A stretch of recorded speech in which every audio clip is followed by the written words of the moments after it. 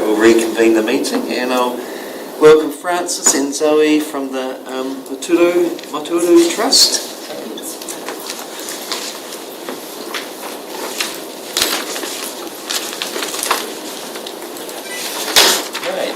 It's the same format as earlier, Francis, so it's 10 minutes and 7 minutes to share and then 3 minutes for questions. Sorry, talk. She's already done it today, so it's my turn. And just a reminder that it's being filmed, live streamed on the District Awesome. Council YouTube channel, and that Harriet will ring a bell at 7 minutes to give you a heads up around time. Yeah. Okay, the floor is all yours. Awesome. Good afternoon, I'm Zoe. I run the Matoru youth program. I was going to say youth group, but we do mentoring too. So we have a group consisting of about 7 youth. We keep it small just so they can get stronger bonds between them. I feel like smaller groups tend to work better together. But we also offer one-on-one mentoring. So any youth who just need a little bit of guidance in their life, we tend to lead them on in the right direction. We are very focused on community work. So we had a radio station with Arrow FM, and the youth loved it. It was so good for them to feel like they were heard and understood. They talked about mental health and school and their home lives in there. And we also had a community garden where we grew veggies and we gifted them on to families, and the youth loved that. They loved feeling like they were giving on. And we also did a camp where we went for a weekend out to Mount Holsworth with a camp leader, and he took us into the bush and off track, which the kids found really fun. He didn't tell us that. He led us straight on the path and then just went into the bush, and we were like, oh, okay. But that was really good for their leadership and just learning how nature can help heal us in ways that normal therapies cannot. It was really good, that one. They loved it, and we're hoping to bring more things like that into our future groups. We do every Thursday afternoon, we meet up in the youth group, and it's different every time. We play games, we do working on their mental health, so whatever they choose, I often tell them, what do you guys want and what do you guys want to work on? And they'll tell me. We've done journaling, which was their choice before, and we do working on their self-reflection, so what they've done last year and what they want to improve on, which I find really cool, and it's completely youth-led. Yeah. I think too, one of the bonuses out of the camp was the fact they had to work together. Yeah. So that it built up that team, although they didn't they had to necessarily have those social connections before. Yeah, it really brought them together. There's a couple of youth who went on that camp and have been with us since. So this camp was at the start of last year, and they are still with us to this day, which is really nice to know that they value our youth group. And a lot of it's friends that have come from other youth, so it's gone out there, and a lot of them are friends who have come down, or siblings. We have 3 siblings at the moment, which is interesting. But no, it shows that our work is valuable and it's working. Yeah, which is nice to know. I think too that gets you. Yeah, we have one youth who's been with us for 2 years now. He told me the other day that he's ready to move on. I was like, that's good, that's really good to know. And he said, oh, are you sure? I don't know if I want to leave. And he's still coming to this day. I said, oh, I thought you were ready to move on, but he's still here. But no, he used to come in and he'd sit in the corner all shy, and he'd have his hood up and he wouldn't talk to us. And now he runs the youth group. I don't even have to tell them off. If someone does something they're not meant to, he's onto it already. So it's really nice to see the mentoring is getting passed on to them.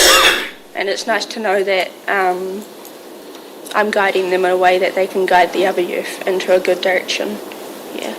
It's good for our community if the youth are well. Yeah. Thank you. Stella? Yeah, just a couple of questions, and I apologise if it isn't there, I'm trying to find it. But okay. Are you operating every day after school? No, just Thursdays. Just Thursdays? Yeah, Thursday 3 till 5. Yeah, and then are you based at the community centre? Yes. Yeah. Yeah. Do you share that with another group? No, that's just us. Just Yeah. for you? Yeah, and we also do one-on-one, which is every day after school. So I can take them on. Usually, if they need a little bit more help than just a youth group, I can take them on. Or often they have social anxieties and they can't be in a group. So that's when I often do one-on-ones. Yeah. Excellent, thank you. Okay. Gary? Who refers them to you, or do they just come through the door? So there's many different ways. We have a referral form that we've made, and they tend to come from there. So we've gone to schools and we've talked to schools, gone in classrooms, and we do parenting courses.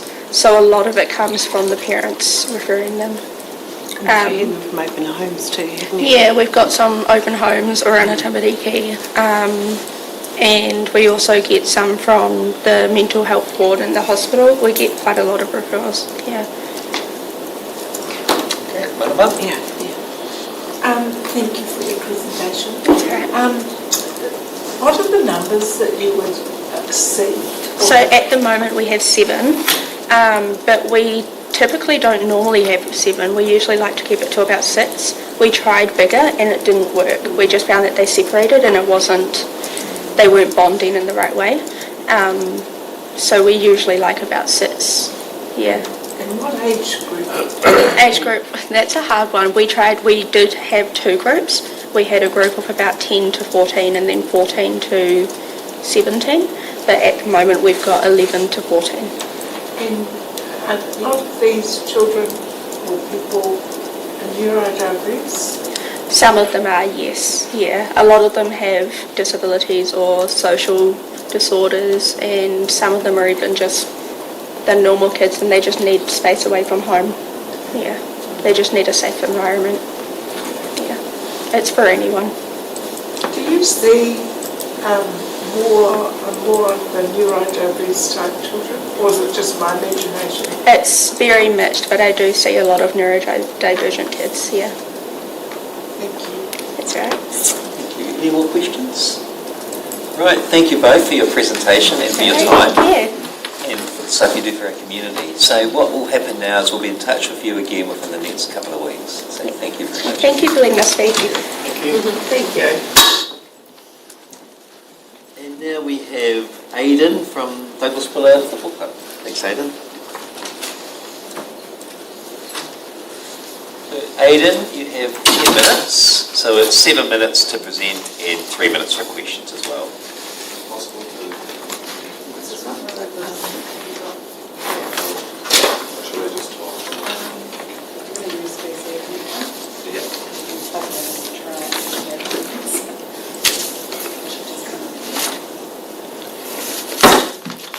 And Aidan, just as you're doing that, it's being live streamed, the presentation, and there'll be a bill out to 7 minutes, just to let you know that time's coming up. Thank you very much.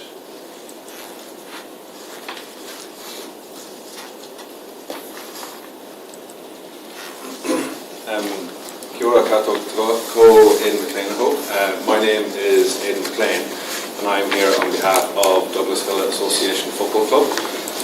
We are making a request, an application for funding through the Community Events Fund targeting the areas of wellbeing, culture, social and economic under the local targeted events for community benefit category. We're here today to request this funding for our junior tournament, which is run every year at the Memorial Sports Ground in Masterton. So a quick overview. So, as I said, we're here to request funding for Douglasville AFC annual junior tournament. This has been held annually here in Masterton since 1983. And as far as I know, slightly before my time in Masterton, but it has been held at the Queen Elizabeth Park Sports Ground on Memorial Drive. This year it will be held on Saturday the 20th and Sunday the 21st of September. The tournament is for junior players aged between the ages of 8 and 15, and this is a main fundraiser. This is a large piece of work for our club, and it is a main fundraiser for our club that helps sustain us throughout the year. So this year, at the time of composing this, we have 91 teams from across the Lower North Island that have registered for the tournament. Of those 91 teams, 68 of those teams are coming from outside the region, and there'll be approximately 1,500 players participating in the tournament. Our conservative estimates are that there will be approximately about 3,000 attendees to the tournament over both days. And we feel that this is a major boost to the local economy for both accommodation, eateries and retailers. As I mentioned, of those 68 teams, the vast majority are coming from Wellington and Manawatu, but there are also teams that are travelling down from Taranaki and Hawke's Bay. So there is an expectation that those teams will be staying overnight and bringing money to the area. And so our request, we're requesting $2,000 under this fund, and we're requesting this council support for this local event. The reason that we're requesting this funding is that this helps us as a club to cover a percentage of the operational costs incurred by the club in order to run the tournament that can't be recouped if we're forced to cancel the event. There's fixed costs associated with running the tournament. We spend a week prior setting up the sports grounds, and we're required to have security overnight. There's also a requirement to provide extra loos on site, and there's other costs associated with running the event that if it was cancelled, it would have a huge financial impact on us as a club. And so in the event of a cancellation, we're requesting council support to help us mitigate some of those risks. Thank you. Thank you, Aidan. Now, does anyone have any questions?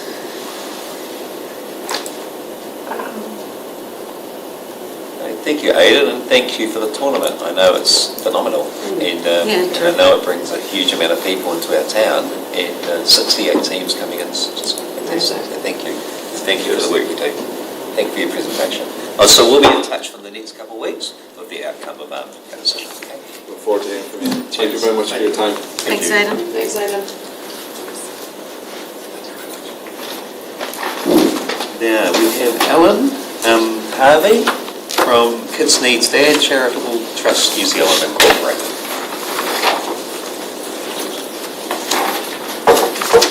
Thank you, Ellen. So the process is you have 10 minutes and 7 minutes to share and then 3 minutes for questions. And just a reminder that the meeting's being live streamed on the Council YouTube channel, and that Harriet will give you a bell at 7 minutes to let you know that your time's will be useful time for us. The floor is all yours, and welcome. Thank you very much. I'm very pleased to be here. My name's Alan Harvey. I'm the manager of our Wellington region of Kids Needs Dads, and we cover from Wanganui, Palmerston North, Dannyvert kind of south, and we also have a little bit of an oversight into the top of the South Island as well, in the Nelson, Marlborough kind of area.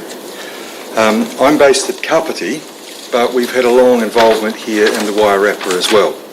Kids Needs Dads kind of started in southern Wairarapa, based around Masterton, and in recent years, because of the people we've been employing mainly, it's moved up here to Masterton.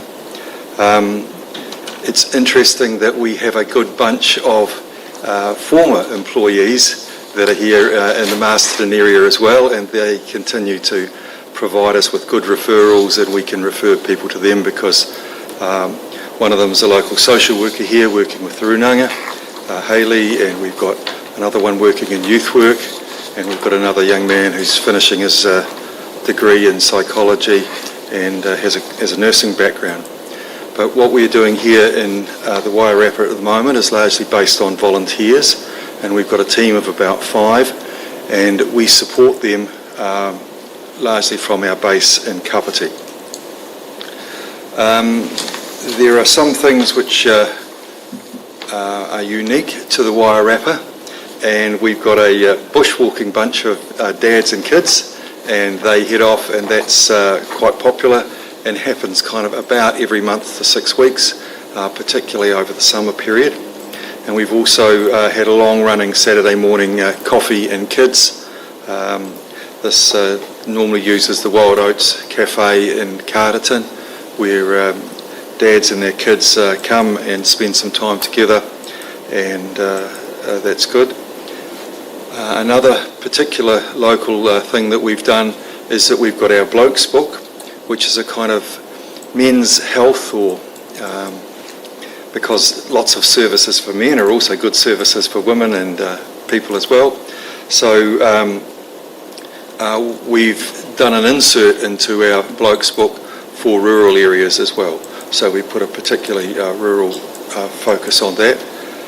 The Blokes book has been an initiative that we've been doing for quite a bit, and over COVID we've done some researching up of that, and some when we were less able to get it out and about, we've researched that, and we've got a new version of that hoping to hit the printers very soon.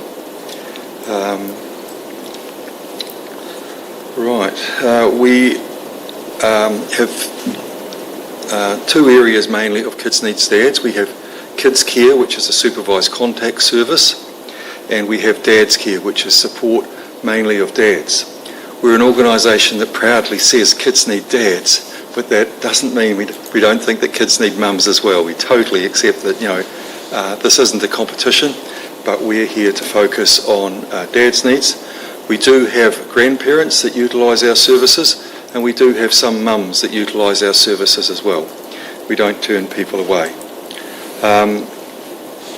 Our Dads Care work is on a peer support model, and we try and buddy people up with other dads, as well as provide them with support on a one-to-one basis by our staff. We're also quite big into education, and we've got a parenting program called Discovering Fatherhood, which is kind of a largely correspondence program that we run that.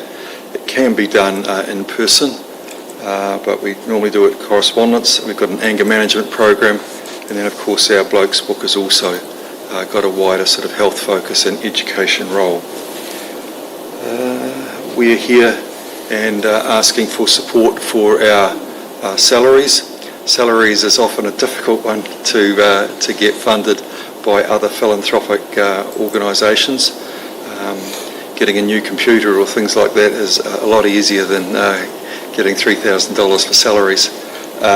So that's what we're here for, and I'd be happy to answer people's questions. Thank you. Does anyone, Stella? Yeah, I do. Thank you, Alan. So just in regards, so last year we gave you, you requested some funding for local meetings and parenting projects. Yes. So how many of those for the Masterton area did you carry out? Last year, it was a little bit unusual. There was a family that had a special need here, so I ended up spending a month in Masterton myself and working my base from here during the week because of that family's particular need. That enabled us to do a few things while I was about. So there was 3 meetings that we ran during that stage, and Karen, I think, had 9 other meetings which were basically on a monthly basis. Yep. And where are they held here? Where are the meetings held tonight? Oh, well, they were out and about. We were often in the park with dads going for a walk. We try and do dads and kids stuff and fun activities when we can, and our other local activities that Carlin was running, I understood he was using the community centre building. I'm not terribly familiar with Masterton, but there's a community centre which has community groups, and Luke Tyler, one of our former employees, has offices there, and they've got a big meeting room which we've used for that. Yeah. Thank you. The community centre or something I think it's called, yes. Any more questions, anybody? Gary? Looking at your list, you obviously rely almost exclusively on grants and funding, is that right? We are largely based on grants and funding, yes. Our Kids Care program does provide us an income, and that comes from Ministry of Justice. But it's expensive to run that program over here. So if we provide supervised contact over here, basically it's a break even or a not for loss arrangement that we try and do with that. So it's not able to support a lot of other funding, and that's not in the budget that's been presented to you. Yeah. That depends on the need and the families that are needing that support. Right, any more questions? Thank you very much for your time. Can I thank you people, because it's clearly been a huge day that you've had today. So it's good to see. It's a big day, but we're hearing good things. Yeah, that's great. Yep. Wonderful, thank you. So we'll be in touch with you for the next 2 weeks. Yes. All right, thank you very much. Thank you. I will actually stop and hear the next people as well. Go for it. So that one's online. Yep. Next one's online. Next two.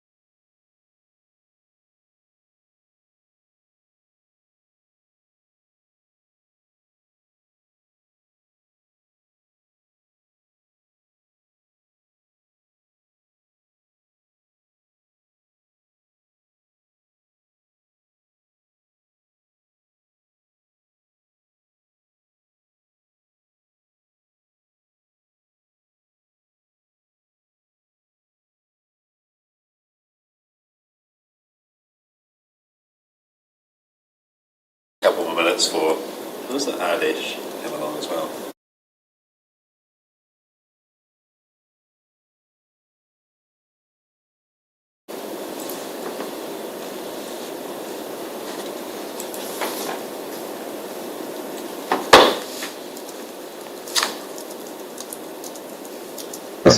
Hi Jeremy and Ardish, can you hear us?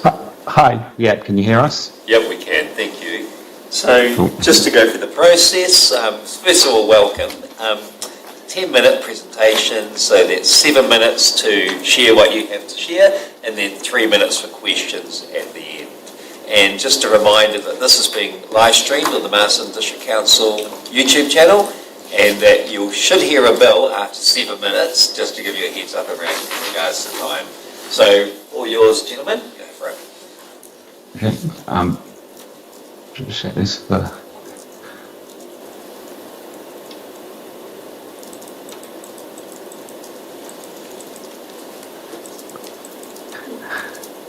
Okay, so we're pleased to present the Wairarapa Badminton Academy as a community-based sports initiative dedicated to promoting badminton across the Wairarapa region. And the purpose of this presentation is to share our mission, activities and future plans, and to seek your support through the Masterton Community Grant. And together we can empower our youth and build community wellbeing and promote an active and inclusive lifestyle for all.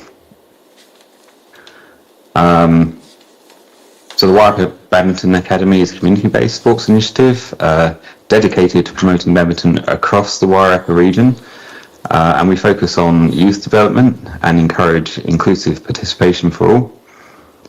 There's a regular training session every Sunday at Chanel College, which is for children and youth to grow and thrive in sport. And the goals there are to develop young athletes with skills and discipline, and create an inclusive space for people of all ages and backgrounds, and strengthen community ties through sport and recreation.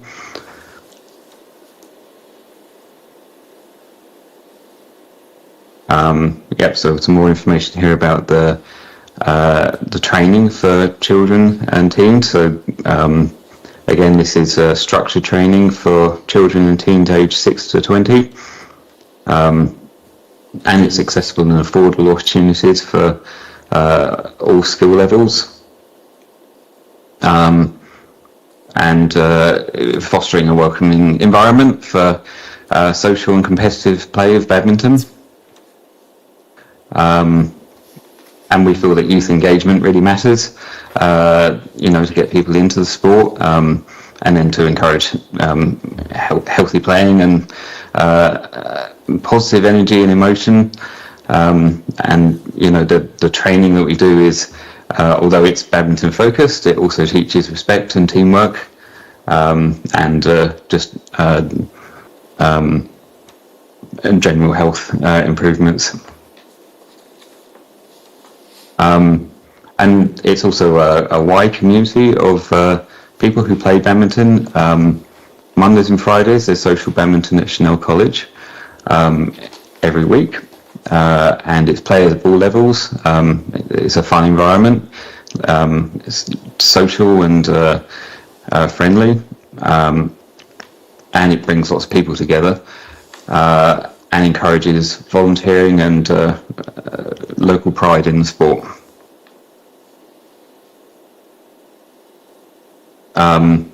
There are annual open days, which gives opportunity for new people to come and see what it's like.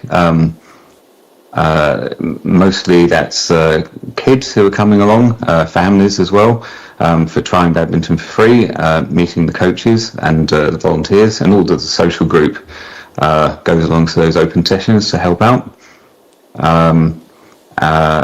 And lots of people there talk as well about their experience with the sport and why they play and how it helps their families and everyone have fun. Last year there was a local badminton tournament which the Wairarapa Badminton Academy ran, and that was like a really great event. It brought together lots of people from around the region and from the Masterton Social Club. It was an opportunity for people of different age groups and skill levels to compete. So we ran lots of different kind of levels within the tournament, so that everyone felt they could be involved and felt that they were really participating and achieving. And there was a ceremony at the end with medals and certificates, and that was lots of fun. I participated with my daughter in one of the divisions, and I also participated with one of the community members that I've known for a long time.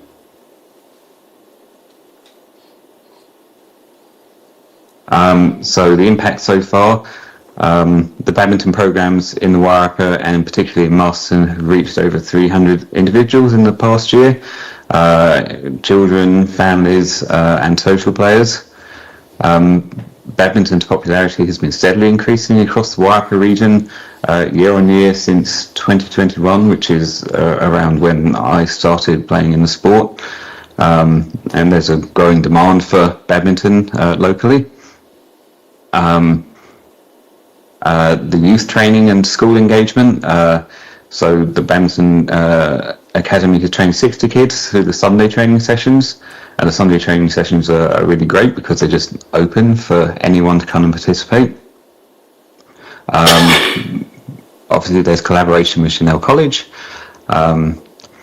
and they are kind of letting the badminton sessions run on Fridays from 2 p.m. 3 p.m, which has lots of student participation. There's ongoing training plans to increase the youth involvement and promote badminton, and we're really focusing on schools, getting into schools and doing training with the schools, and getting the schools to get the students involved in the local clubs. And there's been lots of community feedback, which has been very positive. And like I say, it's a growing community in Masterton and in the other towns in the Wairarapa.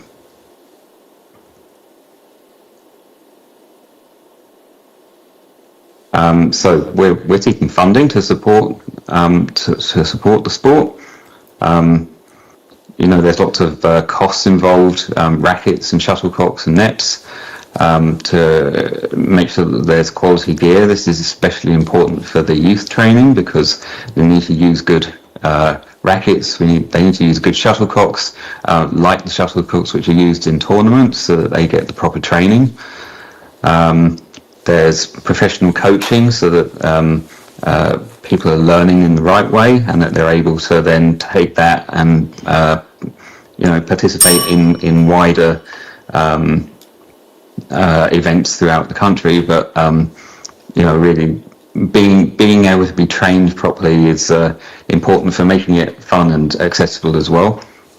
And we want to reduce the participation costs for the local community so that everyone has a chance to come and join without costs being a barrier. And that also helps cover facility hire, like the halls that we use in Masterton. And then obviously an event like a tournament is a really important thing that brings a lot of people together. It also is something for the community to work towards when we do all the training during the year. So we're looking for funding to help with those. So the support will help us reach more children, more families, enhance the experience, and just promote the sport and get people involved.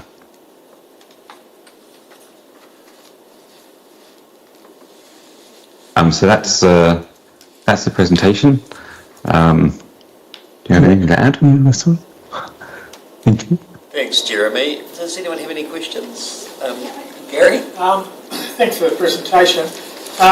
You call yourself the Wairarapa Badminton Academy. Does that tell me that is there a Wairarapa Badminton Association above you guys, or are you it? No, it's a standalone organisation, and it's mainly running the badminton in Masterton. There are clubs in Clareville and Featherston, which we all communicate and share a lot of players, but the Wairarapa Badminton Association runs the social clubs in Masterton, and it runs the youth training in Masterton. Stella, do you have a question? Yeah, just so currently there's around up to 70 people that are part of the academy, is that correct? Just from your notes, is that right? Or is 70 people? 60 people. So that's 60 students who go to the Sunday training. Oh, okay, cool. All right, cool. So how many are actually part of your group, your academy? That was 20. Sorry? That was 20, the group, current group. Oh, yeah. Yeah. Cool, thank you. When children or people turn up on Friday or Monday or Sunday, is the equipment all provided for them, or do they bring their own equipment along? Some people bring their own rackets, but we provide rackets for people who don't have them, and we provide shuttlecocks and nets. So most of the equipment is provided for them. Thanks, Jeremy. And is there a cost to take part on a Friday session or a Sunday session for participants? Yes, there's a cost at the moment, which is $5, which kind of barely covers the stuff that we provide for the players. Any more questions, anyone? No. Thank you both for your presentation. So from here, we'll be in touch with you in the next couple of weeks just for the outcome of your application. So again, thank you for your time. Cheers. Thank you. Thank you very much. Thank you very much.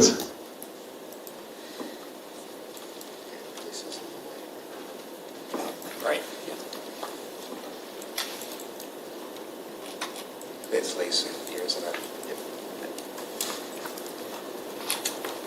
Right. Kia ora, Lisa. So now we have Lisa Burrell from the Divine River New Zealand Trust. And Lisa, just to go over the process, so it's a 10-minute presentation, 7 minutes for you to share, and then 3 minutes for questions. And a reminder that the meeting's being streamed live on the Masterton District Council YouTube channel.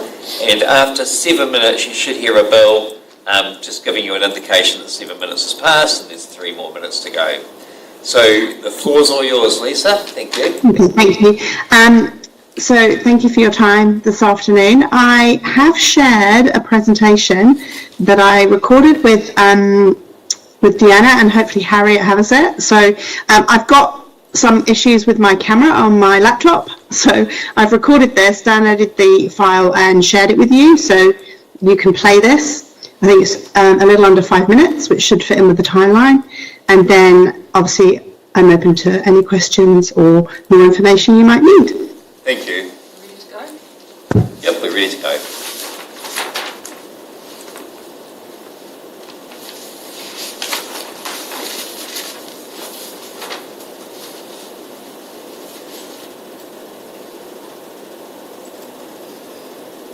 Just see if I can get the sound done. Through practical skills and knowledge sharing. My journey with the Divine River began in 2019. Playing, but there's no sound. Just try again. I think it looks like the mic in your corner of your screen is on mute, Harriet. So I don't know if that's having some on the left-hand bottom corner. Down here. Other side.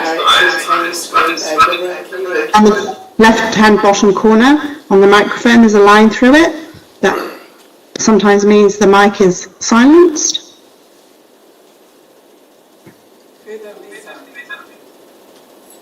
Near the minus and plus sign on the left hand. Oh, it's gone now.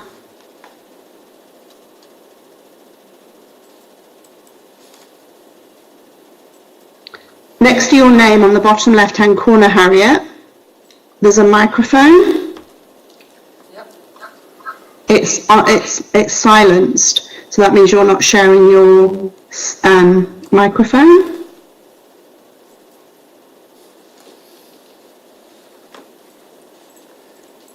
I think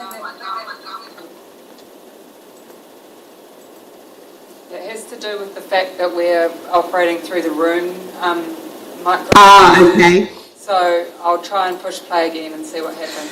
See what happens. Sorry. It's all right.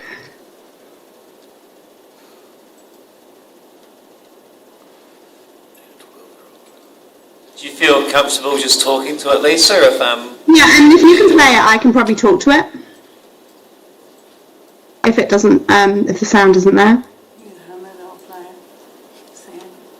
Yeah, so there's no sound. Again, ko Lisa Burrell Tokawengawa. I'm here to present on behalf of Divine River. At Divine River, we're deeply passionate about sustainability and natural self-care, and we enjoy connecting with the communities through these sharing practical skills and knowledge through the workshops that we run. My journey with Divine River began back in 2019 when I co-founded the charity with Joanna Hare through a pilot we ran at Kuranui College to raise awareness about sustainable practices related to periods and self-care. And then moving on to the next slide. We're excited about the initiatives that are underway in Masterton, which include workshops such as creativity and connection, and we're looking to reintroduce the sustainable workshops, which we ran from 21 to 23 in Masterton, and also our Sky Enrichment and Education programmes, hopefully towards the end of this year and into 2026.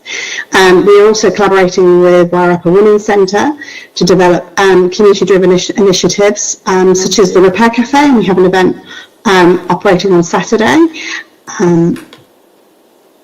Our creativity and connection workshops offer hands-on community-led sessions for all ages to create low-cost, sustainable personal care products like period pads and balms. Beyond crafting, these sessions foster safe, inclusive environments where participants feel supported and connected, especially those facing economic hardship or isolation, and attendees gain confidence, skills, and a sense of belonging. The sustainable workshops, or the ones we're looking to reintroduce to Masterton, offer all ages the opportunity to make eco-friendly reusable period pads with sewing skills, but also allow them to share pads with local hubs and schools, and which extends their impact. And the workshops foster a supportive environment, again helping individuals connect, gain confidence, and contribute to their community's well-being. At a workshop we ran in Featherstone on Saturday, we had an 8-year-old called May who came in with her mum to start making her own collection of period pads for when she starts menstruating later on, and she made a whole pad in that hour, which was really rewarding for her, I think, and for all of us, all the volunteers involved as well, because we were helping her show how to make these as well. And then how do we align with MDC criteria and the various areas? Our workshops provide supportive environments for participants to create products for local schools and community hubs, fostering purpose, confidence, and reducing social isolation while enhancing mental well-being. Participants learn to sew reusable period pads and make sustainable products, reducing single-use waste and promoting environmental stewardship through hands-on activities. And for the economic, by creating low-cost reusable pads, participants acquire skills that alleviate financial burdens and promote financial resilience, benefiting both individuals and the community.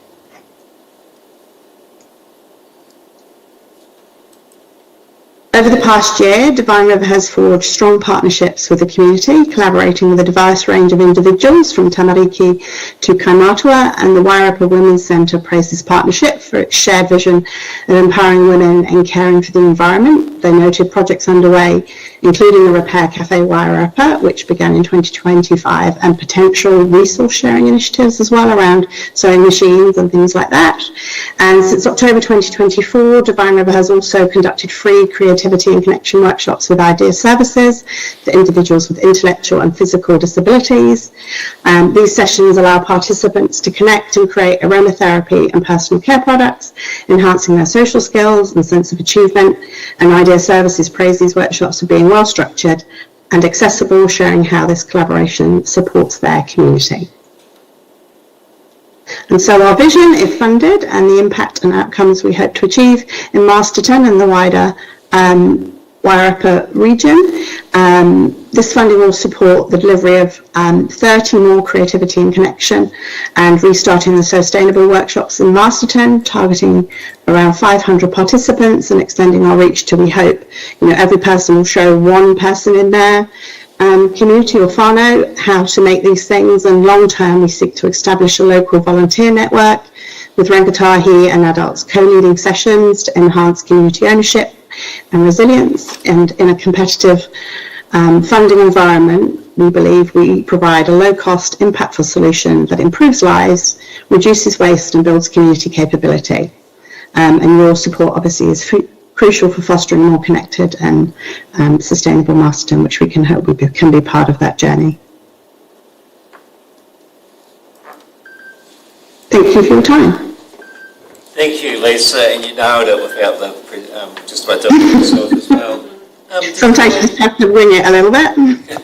Does anyone have any questions? No? Thank you, Lisa, and thank you for the quality of your presentation. So what will happen from this point onwards is we'll get in touch with you in the next couple of weeks just to let you know the outcome of your presentation. And again, thank you for your time. It's very much appreciated. And thank you. Thank you. Take care.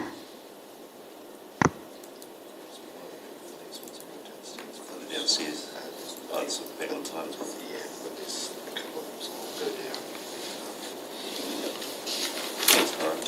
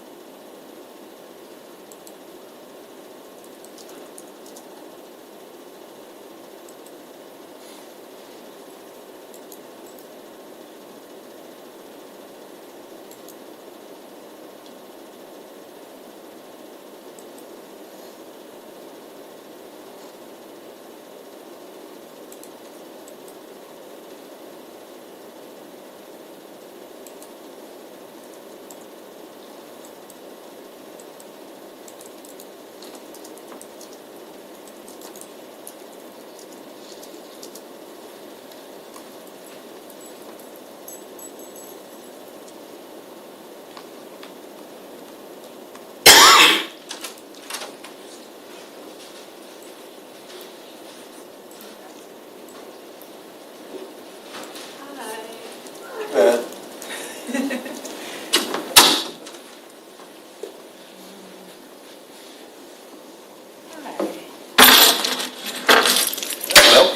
Hello, everybody. So, is it Christy and Asifa?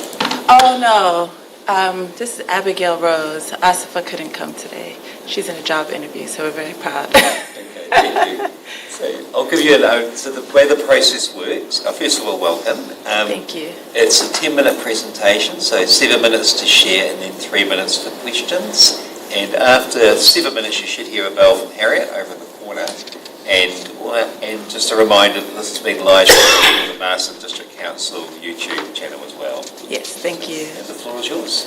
Yes, so I'm feeling a little under the weather, so I'll just speak from the heart. We've been, I've been at the Women's Center for a couple years now, first serving on the board, and now I work there. And in conjunction with the board, the strategy has been on keeping the Women's Center open and doing a lot more community engagement to find out what communities' needs are, and also transitioning community engagement from only serving the community, but helping create platforms for community members to also share a role in governance and leadership wherever possible, including strategy and deciding directions of the organization. And so we've had one of our long-standing programs, so this is community well-being, to serve the community, has been art, and the other is yoga. And our art program has a long-standing, for years, these ladies come to art. It's their second home at the Women's Center, and they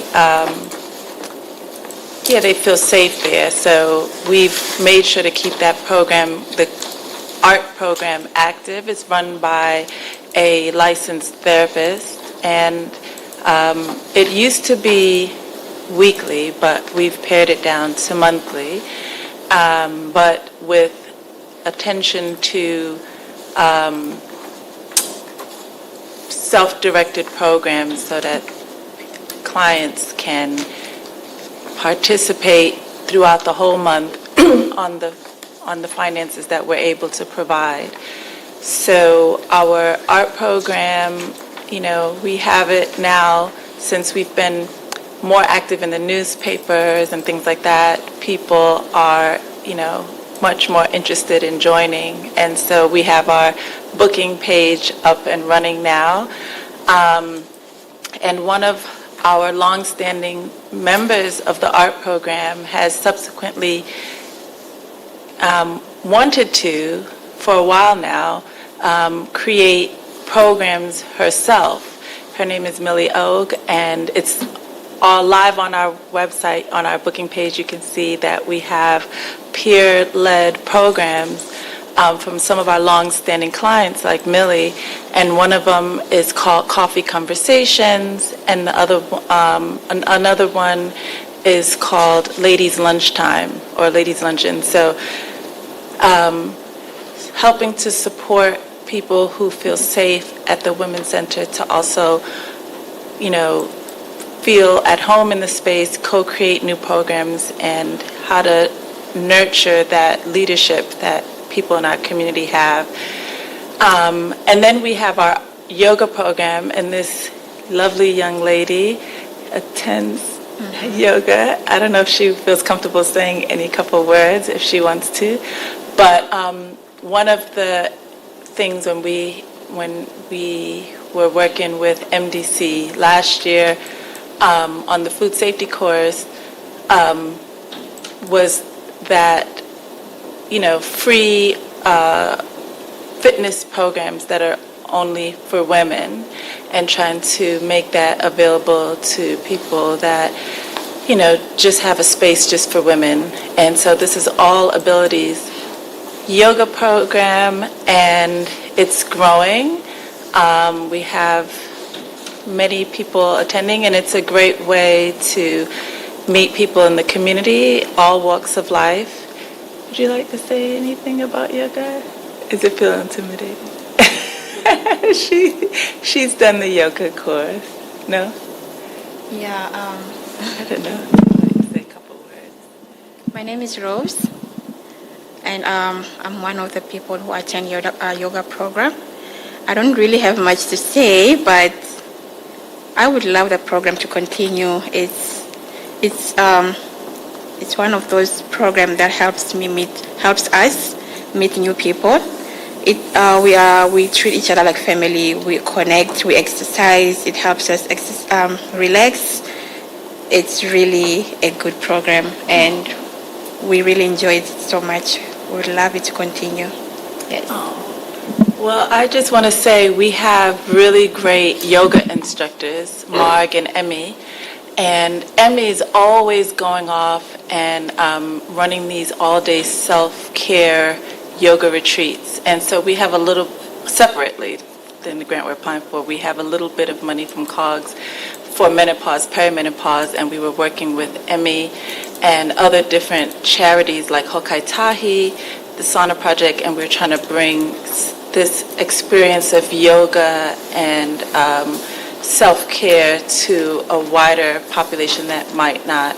So that's a separate project. But these are living projects with real people who come again and again, and it gives the opportunity to form these relationships because they're so ongoing and so routine, when you're going to meet people and you have the opportunity to have conversations about, what do you want and what do you want to see in your community and how can we serve you better. So different programs and initiatives are outgrowths of these programs. So it's more than meets the eye.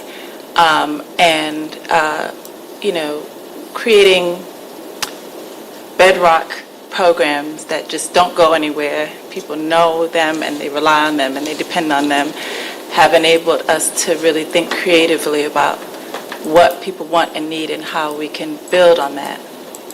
So they're kind of core essential well-being programs with trusted partners that service them with credentials and, professional educators. And that's all. I'll be rambling. Thank you. Question, Stella? Yes. Hi, Christine. Hi. Nice to see you. Just around the numbers, because obviously, I know, we like numbers. We really like numbers. I'd love to know how many are attending or do art therapy and yoga. Okay, so art, I will tell you. Right now, for at least a couple of years, for art, I don't want y'all to cut it, but it is very small. It's 2 ladies that come to art, Millie and Tara, and they come when they come every week, week after week, and it's a safe space for them. Yoga is a bit more interactive. There's, up to 12 or so people, we always have several people that come every single week. Some of the folks that work at the community center, I'm trying not to say names because they're just the same people that come again and again, but yes. Next. Hey, Chrissy. Hi. I feel like you asked that last time. And I noticed that 40% of your costs for the yoga and venue hire. So where do you hold the yoga classes? Yoga is at the community center, in the big room. Yeah. I mean, It's not too expensive. Probably that and maybe some art supplies and things like that. But it's not, we try to talk, because see, that program is so long. It's like they do it for 2.5 hours, I think it's 2.5 hours. And they do meditation and they do projects and it's, we can't pay enough at the moment to make it a full therapy program, but but because then we'd have to cover, I think, supervision costs or something. But she is a therapist, and so these are some of the ideas. And I started to like talk to council too more about like ideas about, just about our programs and how to make them better, because, we were thinking, how do we make this a sustainable program and make it as rich and full as it could be. And I think those are some of the concerns about how to broaden it. And but we do have people that want to take the course. It's just that I've just made an executive decision, so this is why we've just opened up our booking page, that it will be monthly, so that we can, because it's like, we don't want to accept people that, they've been wanting to join because they see us in a newspaper now and they see us at events and they want to do, but we don't have a consistent art program. So I've just made that call so that we don't have to cut her rate of pay. Like, she can just come monthly with guided projects, and now we can welcome other people. But we have to keep the class small. Yeah. Probably about 5 or 6 people. Okay. You say monthly. Oh, thank you for your presentation. You say monthly. Is it once a month? Once a month. And is yoga? Yeah. Is it weekly? Weekly. So that's once a week. Yeah. So they run all of them during the term. So school terms. So they're like 10 weeks, 10 weeks, 10 weeks. Yeah.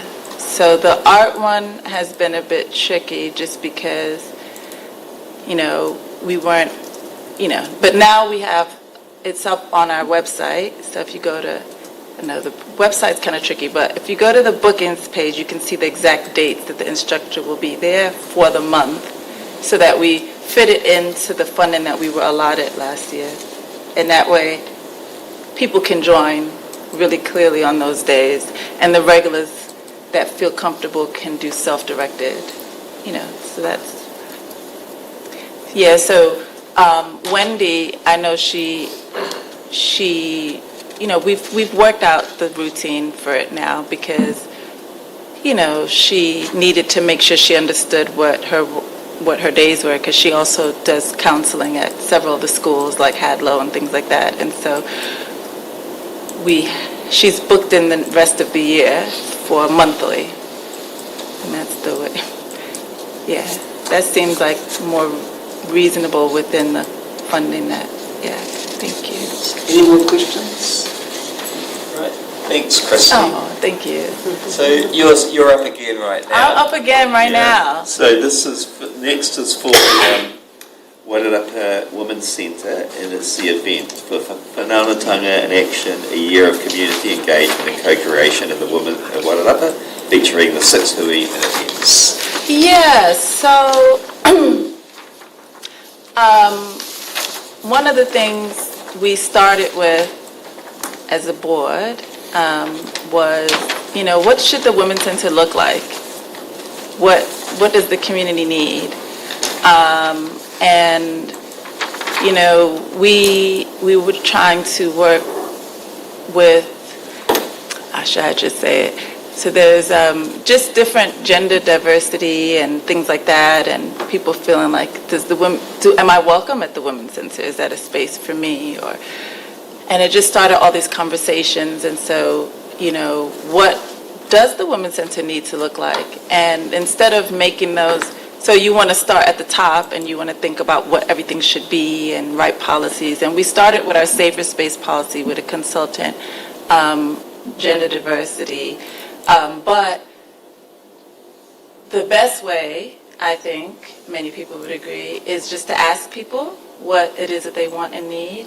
And so what I'm really proud of observing over this year is this vision of HUI, or community engagement. And so, for every event, there's something happening.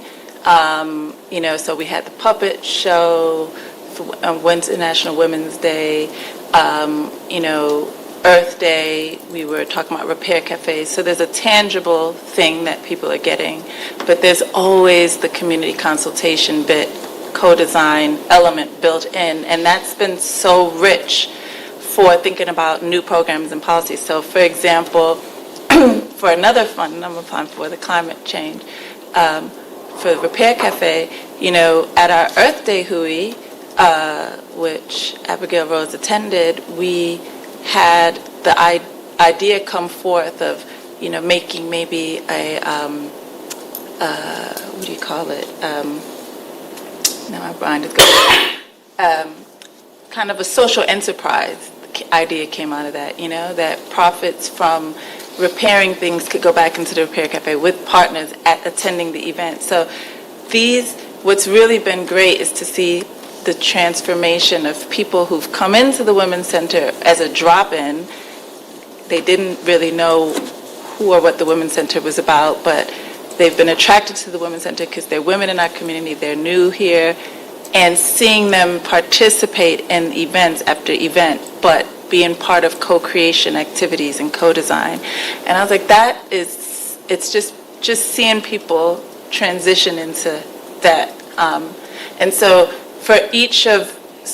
one of our interns last year helped us map out, across the calendar, really pivotal, meaningful cultural events that for different stakeholders in our community.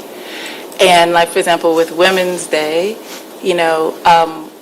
all of our events featured a cross-collaboration of different stakeholders. So, for example, I brought the head of my school at Massey University down to speak, and another faculty from Massey University. And we had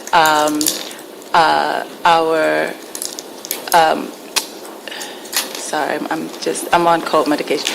We had our business and women representation, being able to, we have young people, we had the director of the Muslim Women's Association speaking. So all of our events are opportunities for different types of stakeholders, different charities, different organizations to come together and share ideas. So there's always a built-in drink a tea and have a conversation.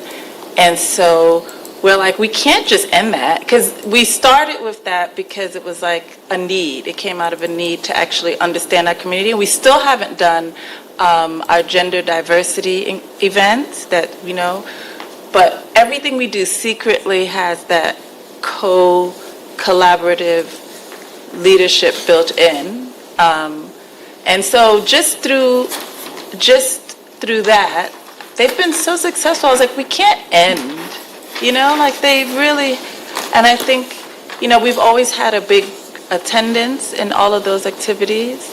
And even just as an example, last Sunday, we had our open mic night. But it grew out of a youth hui idea to get young people to share what they think and share their voice. And so our kids that are funded through the Women's Center, their song, one of them is called Societal Collapse or Systemic Collapse, and I laugh because what are the kids thinking about? We just assume we know. And so someone coming up and saying poetry, or these are opportunities to understand from the community what they think and what they need. And I feel like before we really do anything, we're just listening.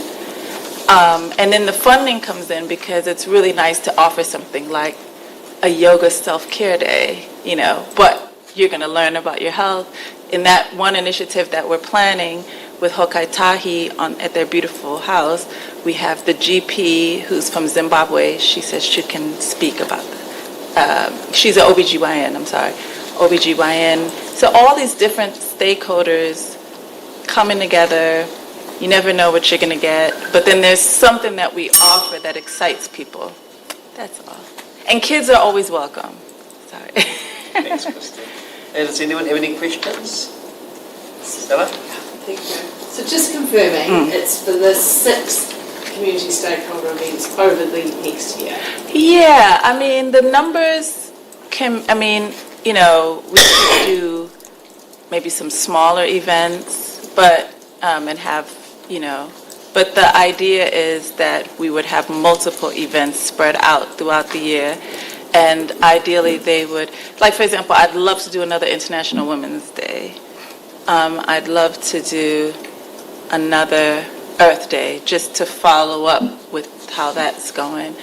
And, we'd like to add on some of these other things that we weren't able to do and bring new stakeholders in, ideally in leadership roles or partnership roles. And yeah, and that really I just feel like it just takes time. Like, I feel like 90% of what I do, I feel like a salesperson, but I'm going around and I'm just getting to know people in the community, and that's really what I think is something, especially we have really exciting partners like Adeptus who does that professionally.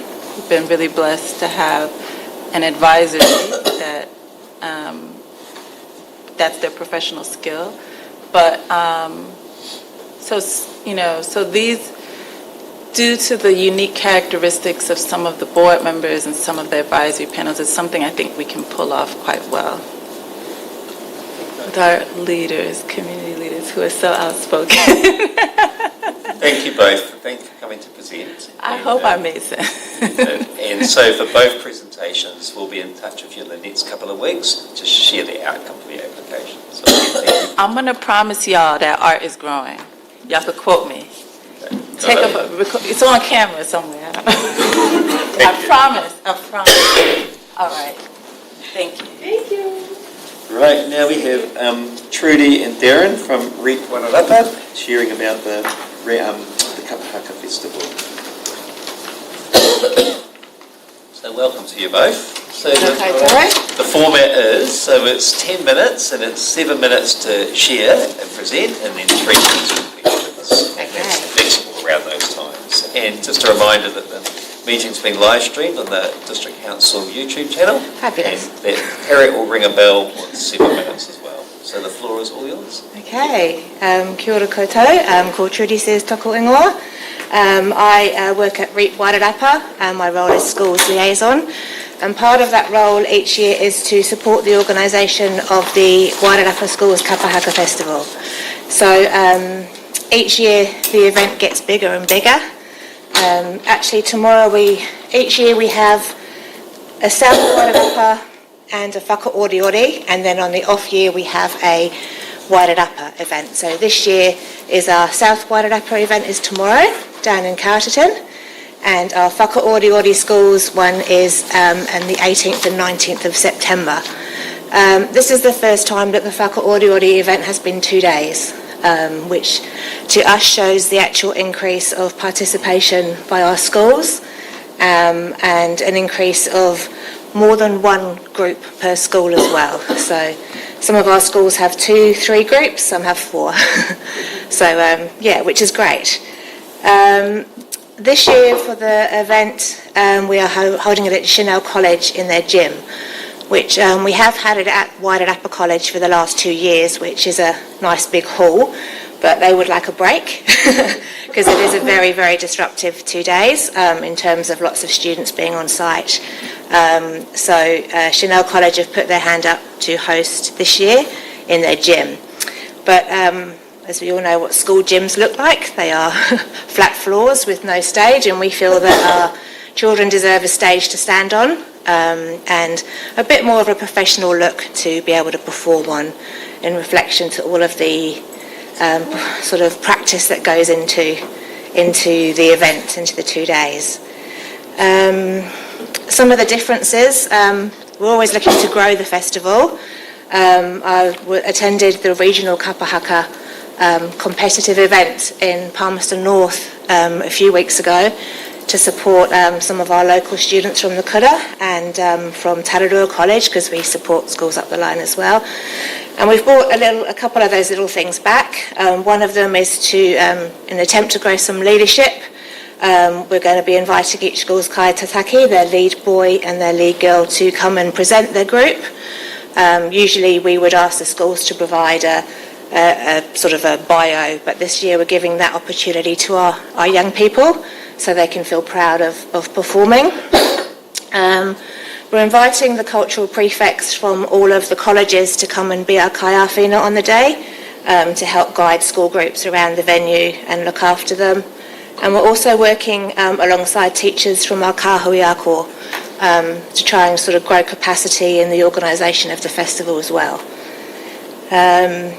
Something else we're going to do is launch a competition for the design. Each year, the design of the festival, people love t-shirts and people want to be proud of who we are and where we're from.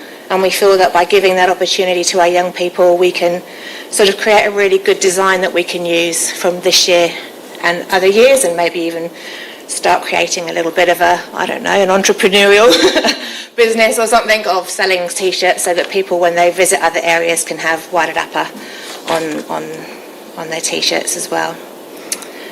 We do ask for feedback every year. We go out to our schools and our children, ask for feedback on the organisation of the festival. And over the last kind of 5 years, we've had sort of, so about 98.3% of teachers have said that this festival provides a purpose for learning Te Reo Māori. We've had 97.6% have said that it grows skills and their own confidence as teachers. For those who have teachers on site who do teach kapa haka.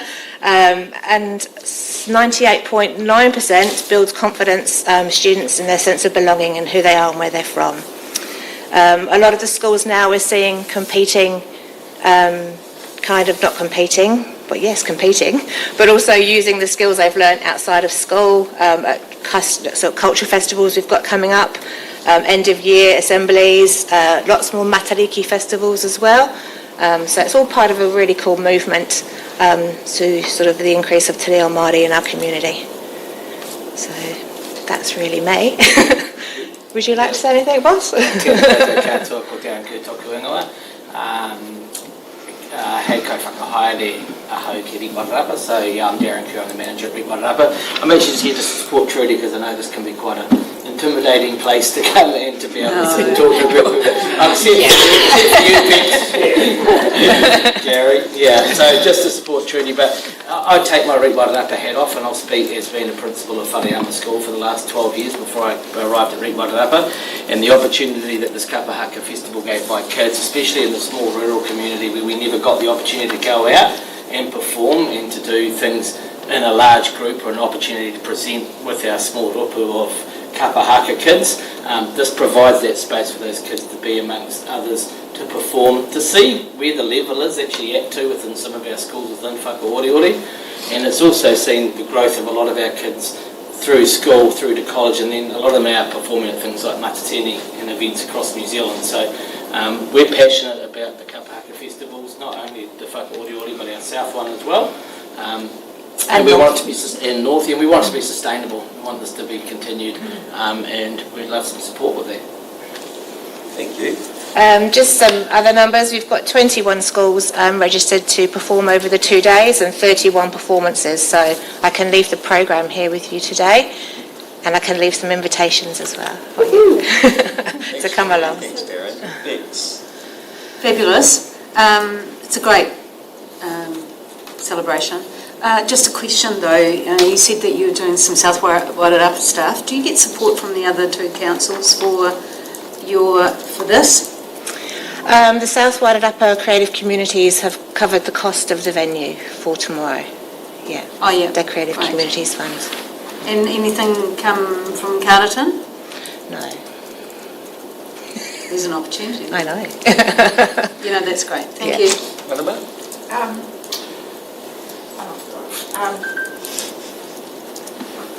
Could you go first? Yes, no, sure. So that was my question as well, because obviously it's not just Masterton schools, is it? This one is this year. This one particularly. This one is this year for 2 days. Just there's one college, Kurunui, have asked to come and perform, and we said, yeah, sure, the more the merrier. Yeah. You wouldn't say no. No. Awesome. Now, Go for it, Madam. do you realise that not only in performances, but they also can be invited to perform at birthdays? Okay. In other cultural events. So they get a good audience. I think it's good if people can perform, but have something to perform for. Without a doubt, a lot of these groups who are performing it, just build that confidence, and then they get invited to other events where, because they've had this opportunity and because they've performed in front of a crowd, it builds their confidence to be able to go out and do that in other spaces as well. So it's definitely a growth concept, yeah. Great.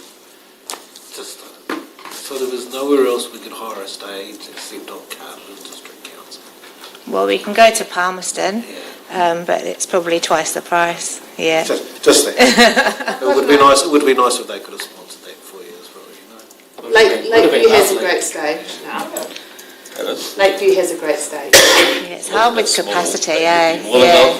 Whānau, there's lots of whānau that come through the day. We'd love to, but we'll not be like. No, they've got a stage. Like to hire yeah, you stage. can move it. Oh, okay. Yeah, just a thought. Thank you. Thank you. Good to know. Is it competitive, or this is not a competitive event? It's a No, it's a celebration. It's in turn and away they go. Yeah, we've made that decision purposeful as well. This year we've got some of our East Coast small rural schools coming back for the first time in many years. Whariama, Morrisville and Wainuiaru have partnered together, and if it was competitive we wouldn't see them. Yeah. And it's great now that our children in the community have those competitive pathways.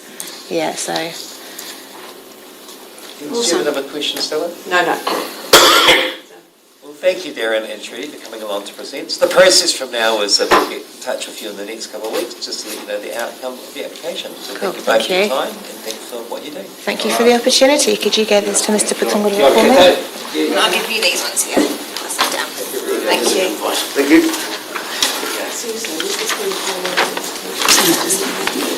Don't wait. Yeah, all right. Thank you.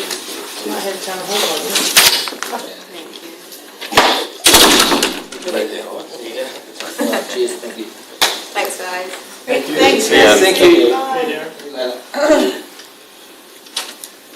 Right, now welcome now to Rebecca and Emma and someone else. I've got two names here. Just watching. I'm Renee though. Hi, Renee.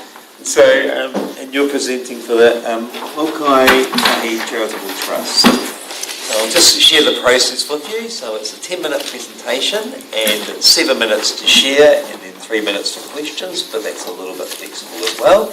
And the meeting's being live streamed on the District Council YouTube website at the moment. So you're live. And after 7 minutes, Harriet will ring a bell so that we can get up around time.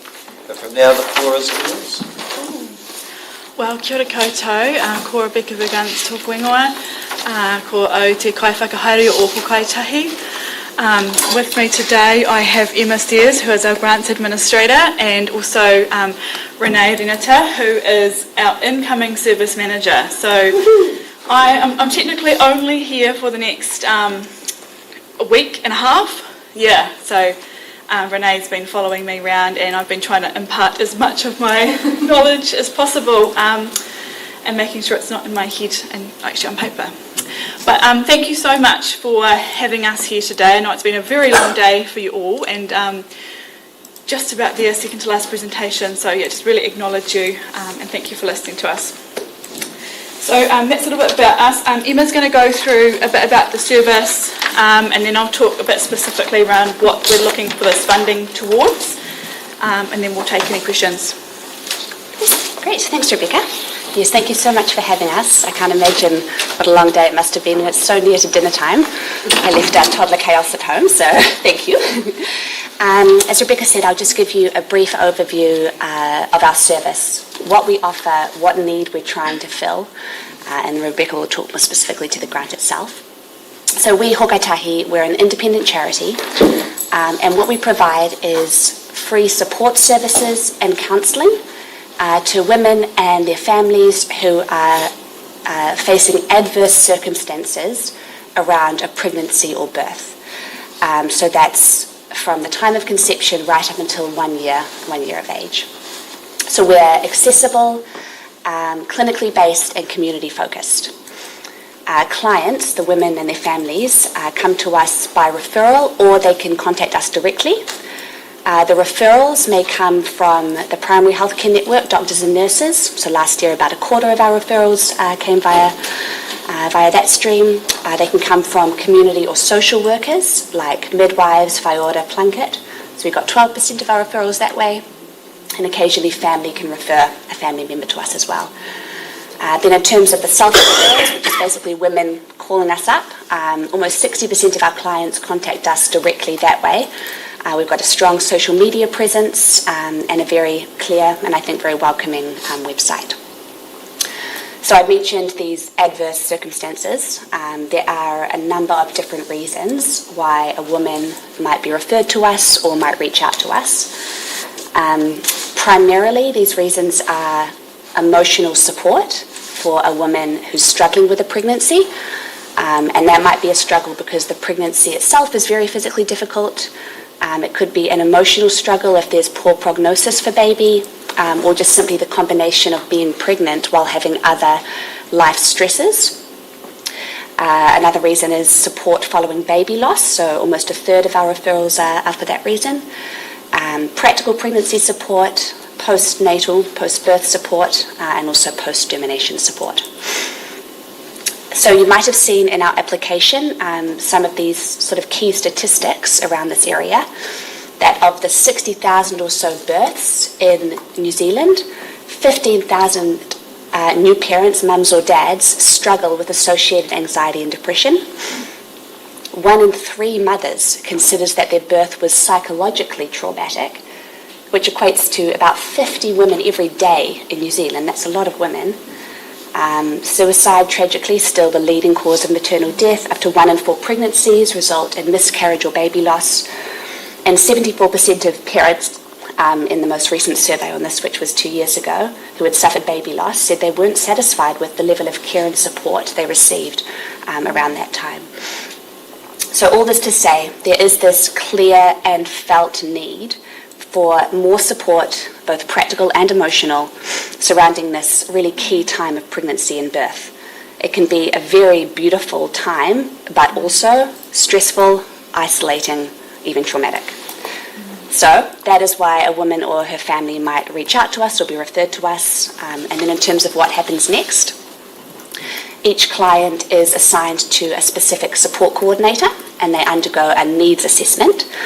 Our support coordinators are all registered healthcare professionals, retired nurses or midwives and the like, and counsellors who maintain professional standards. They create this safe space where the client knows any information shared will be kept confidential, they will not be judged. And then following that initial needs assessment, tailored support is offered to the client. So this might look like emotional support, just through regular appointments with the support coordinator, this listening and empathetic ear. Support with birth trauma or past trauma or mental struggles via free or reduced cost appointments with the counsellors, the registered counsellors who are contracted members of our team. Referrals to other local organisations for specific needs like REAP for building financial capability or Family Start for in-home support. Connection with additional peer support networks like Pepiora for parenting support, SANS for counselling, coffee groups, and a key thing that we offer is this practical help.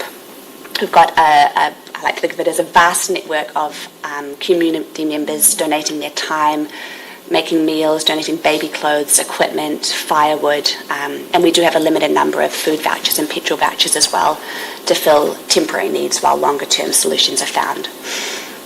So we continue to provide this support for as long as the client needs or wants it, from as little as a month to over a year. And I just wanted to highlight a couple of testimonials from past clients, which I think basically sum up what we're trying to achieve. One said, "We're very grateful for the support that the support coordinator gave me after my 4 pregnancy losses, including my son at 12 weeks, and further support through a terribly hard hyperemesis gravid iron pregnancy with my daughter. Could not have gotten through some of those dark days without her and the team at Hawkeye Tahi."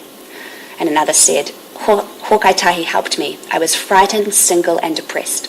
They helped me through everything and I'm extremely grateful to them. Definitely reach out to them. They are there to help."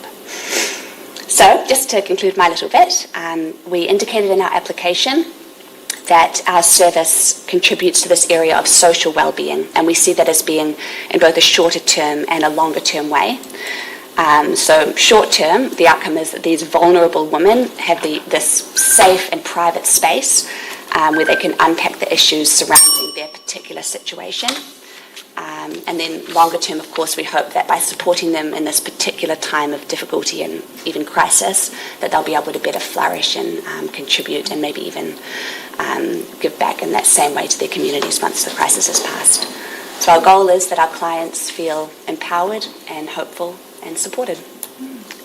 Thank you, Emma. I think that was our 7-minute bell. I think you've highlighted all the very important stuff. So if you have any questions around the specifics of the financials, I'm happy to take any questions.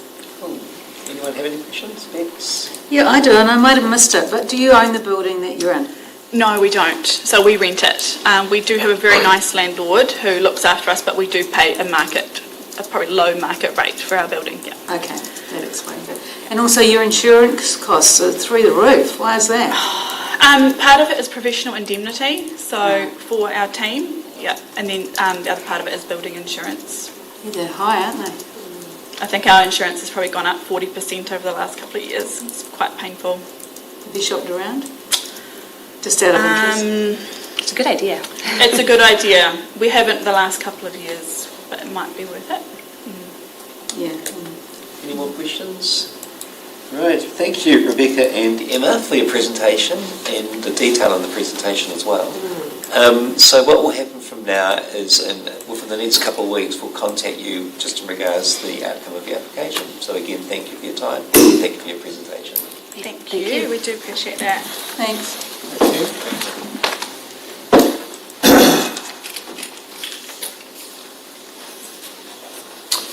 And thank you, Renee. Bye. And welcome to Andrew from the Wairarapa Youth Orchestra. You're the last one, Andrew. Am I the last one? You're the last one. Lucky me. So Andrew, the structure of the presentation is it's 7 minutes to present, and then 3 minutes for questions afterwards. And I'm not sure if you heard before, but it's live streamed on the Masterton District Council YouTube channel. Fantastic. And Harriet will ring a bell after 7 minutes just to give you a heads up around times. Cool. And Fantastic. Yours. Thank you. Cool. Lovely. Thanks for having me here. So my wife and I founded the Wairarapa Youth Orchestra about 4 years ago now. We canvass students across the entire Wairarapa region. We have about roughly 50 students on average throughout every year that we've been running, which is fantastic. We perform one annual concert regularly every year and have done so for the last 2 years, I think. This is our third concert at the what was the Carden Event Centre, now is known as the Event Centre. And this year we've been running sectional rehearsals. So our sectional rehearsals are held at St Matthew's Collegiate, which happens to be the school that I'm HOD of, music, and the school provide us with that venue for free, which is fantastic. So we bring all of our kids there once or twice a term. Work with specialist teachers. Those specialist teachers come from around the Wairarapa, and sometimes we have to go further afield to Wellington. We bring those specialist teachers in so that the students get an opportunity to actually work on their instruments with people who know very specifically how to teach and work with those students. It's a really valuable resource that we can offer these students. We have regular weekly rehearsals, which I conduct as the musical director, but it's really important that those students get that opportunity to work with specialist teachers. We open our doors for all students of any age at primary, secondary and intermediate schools, and it's entirely free. And we maintain that and have maintained that free service since the opening, and it is something that we intend to continue maintaining. Over the years we have received lots of grants from this region. And from you guys, I believe, as well. So we're very appreciative of all of that, and we want to continue that going, really, which is brilliant. I don't really have much more to say about it. If you've got any questions, I'm happy to answer absolutely anything. Does anyone have questions? Gary? Yeah, Andrew, well done on your presentation. The number of Masterton students involved? Approximately 40% of our students are Masterton based, yes. Yeah. And what does free mean? Does it mean? So it means that the students do not pay at all to attend the rehearsals. Yep. So we invite them to join the orchestra. A lot of youth orchestras around the country often charge a membership fee. For example, Wellington Youth Orchestra charge about a $500 annual membership fee for their members to help them cover their running costs. We didn't want to do that because we saw that there wasn't a youth orchestra in the region, and one of the biggest preventers of people attending things like that is a charge. And we wanted to be able to provide this opportunity, particularly to people who might not have ever had it or ever considered it. One of the things that we do on the side of the orchestra, I'm not sure if it's in the report or not, is that we actually have a scholarship program that we run, which provides almost free lessons for students. We charge $10 per lesson for students to have half-hour lessons with a specialist tutor. And so that's something that we do to then encourage growth of the orchestra. And we keep the orchestra participation, membership of the orchestra absolutely free. So in order to run how we run, we need the funding to be able to pay the people that we bring in to work with these kids. Yeah. Thank you for your presentation. Pleasure. Do the students have to come with their instruments or? So the students usually have their own instruments. We have a small collection of instruments that we provide for certain, for our scholarship program. So we have the orchestra owns some violins, and it owns some cellos, and it owns some brass instruments and some woodwind instruments for students who want to try them out and give it a go and then pursue with it. Some of those students then, after having taken lessons for a length of time, then will get their own instrument. Certain percussion instruments we actually own ourselves because we have some timpani. You don't really expect a student to own a set of timpani. So we own those, yes. Gary? Since you're the last person, you can get some self-advertising here. You have a concert on Sunday? We do. We have a concert on Saturday. Saturday afternoon, yes, Saturday at 3 o'clock at the Wairarapa Event Centre we do, yes, yeah. So come along. It'll be, lovely to see you there. Thank you, Stella. Cool, thank you. Yeah. Do you collaborate and work with the Masterton Brass Band? So we have two adult members of the Masterton Brass Band have joined our orchestra to support our students, which is really awesome. We have a couple of brass students from that organisation that are in our orchestra, which is great. We continually try and work with the other local groups. We have done combined concerts with the Wairarapa Kids Choir, which was really fun. So we're always open to those engagements and normally get quite good response, which is brilliant. Great to hear. Thank you. I see too you get quite a bit of support from other trusts. We do. We have been very fortunate. And other councils, which is great. Yes, because we canvass the entire Wairarapa region, including South Wairarapa, Carterton and Masterton, we've been quite fortunate to have quite a good track record of receiving of grants, which is much appreciated, It costs us a lot of money to run the way we run, but it's all used really well. I can assure you of that. Do you offer your services for free? Is that what you're saying? No, so I get paid as the conductor. The services that I do run for free are any voluntary services I run on as being a committee member. So I get paid as the musical director. Our tutors get paid, and we pay for our venue, which is the Presbyterian Church in Carterton.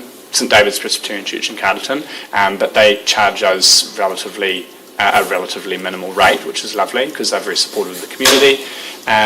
We pay for our venue for performing in, so there's lots of expenses we have to cover. Thank you. Any more questions, anyone? Right, thank you very much. Thank you so much. Thank you for listening. Have a good afternoon. Or evening now. We'll be back in touch with you within the next 2 weeks with the outcome of the application. Thank you so much. Much appreciated. Thank you.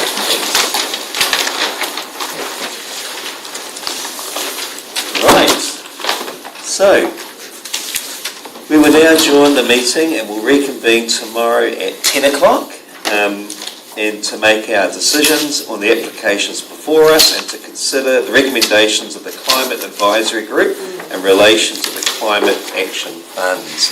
So that's it, everyone. So shall we finish with the karakia? Tōna mutu o mātou mahi, o tēnei wā.